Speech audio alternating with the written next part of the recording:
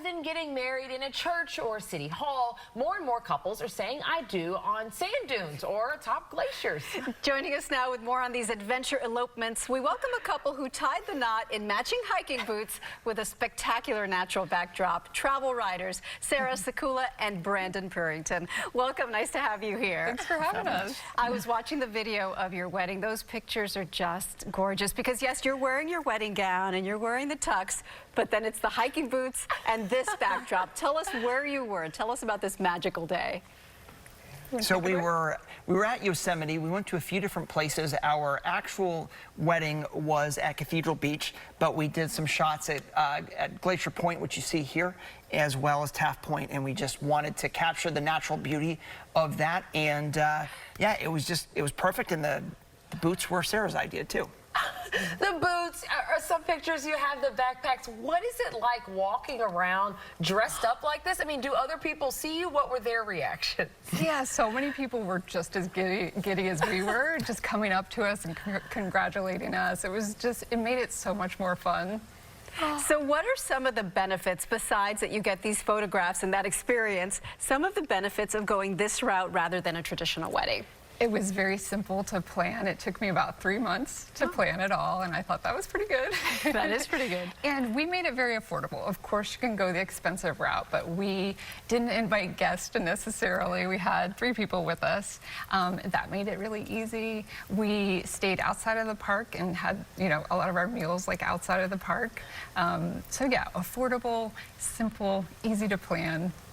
So I can imagine that when a lot of people have these sorts of weddings that they don't have huge wedding parties and a large guest list, but is there some sort of celebration that does happen later in a more traditional setting, or was it, hey, this is it, here are the pictures? Yep. So when we told our families we were going to do this, we told them subtly that it was just going to be us two doing this. So I'm from New Hampshire and she lives in grew up in Florida, so we had a party in New Hampshire with my family, party in Florida with hers, and so it was perfect, and they got to have all of our photos there present, when we were going through those parties. So it was a lot of fun to be able to show that off and tell the stories afterwards. So let's say that somebody watching says, okay, this is giving me an idea. I've always wanted to get married in blank. What's the process? Do you have to get permission, get permits, and that whole thing? Yes, so the permitting process is probably the most nerve-wracking part of it. You send it in via snail mail, and you're just waiting. Like, when are they going to say, did we get our top spot? Did we get the date that we wanted? Because you also have alternate dates. And so we got our second spot, which in Yosemite, everything is beautiful, no bad spot, so it doesn't really matter. But that took about 2 weeks, so you're waiting, and it could take longer, so you never know. That's not bad, though. I mean, I'm sure for you it was eternal, but 2 weeks. And then when you look back on the pictures and you do see just how intimate of an experience it was, I mean, what are some of the feelings that you have? I think it was just that we were getting married the way that we wanted to. We're both big travelers and adventurers, and doing a traditional wedding was never the way that we wanted to do it. And we were talking about this today, that when you get married, a lot of times you're going to have the husband and the wife separated for most of your wedding day, getting ready. But we got to hike that morning. We got to be together the whole time, and just remember sitting back after it was all done and saying to her, "Wow, this was so much fun." And I don't know if you hear a lot of people when they're getting married say that it was fun, sort of thing. So yeah, I felt like it was us. It was us to a T, and I don't think we would change anything. And you still don't look like you broke a sweat in any of the pictures. Like, my makeup would be dripping all over the place.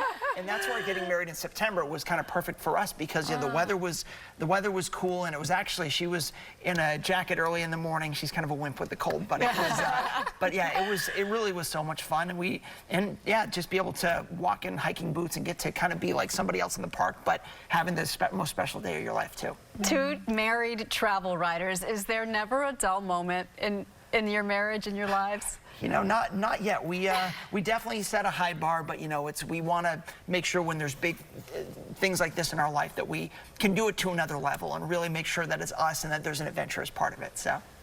For the honeymoon, we're hoping for Madagascar. Ooh.